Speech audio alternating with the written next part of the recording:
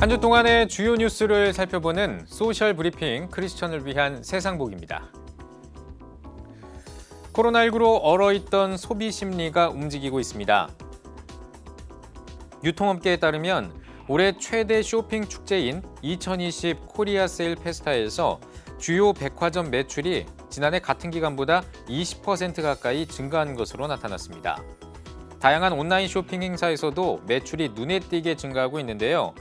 코로나19 대유행이 시작된 이후 온 오프라인의 매출이 동시에 반등한 건 이번이 처음입니다.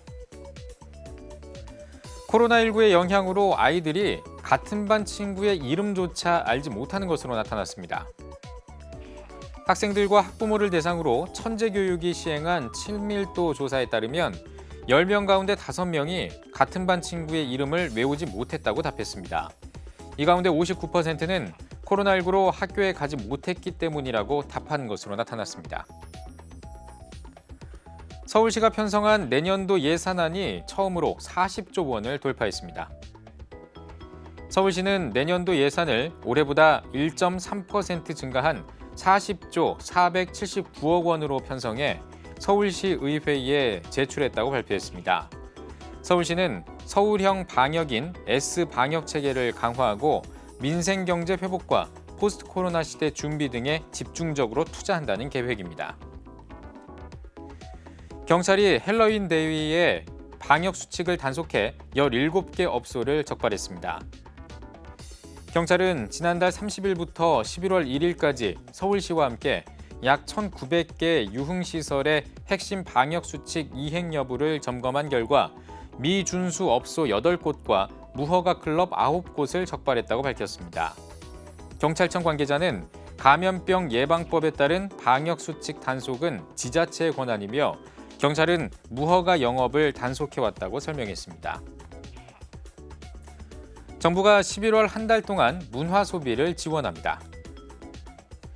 문화체육관광부는 전시와 공연을 비롯해 영화와 체육, 숙박, 여행 등의 문화 소비를 활성화하기 위해 문화 소비 할인권을 배포하고 있습니다.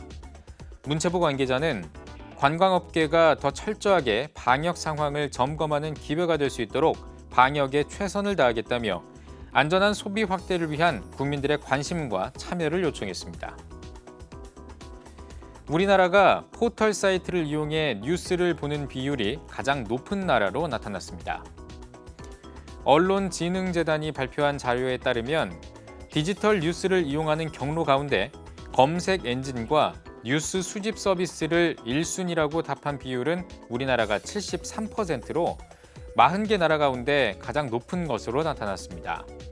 반면 뉴스 웹사이트와 앱을 1순위로 선택한 비율은 4%로 가장 낮았으며 독립적인 저널리즘의 중요성도 최하위 수준을 기록했습니다. 지금까지 소셜 브리핑 크리스천을 위한 세상복이었습니다.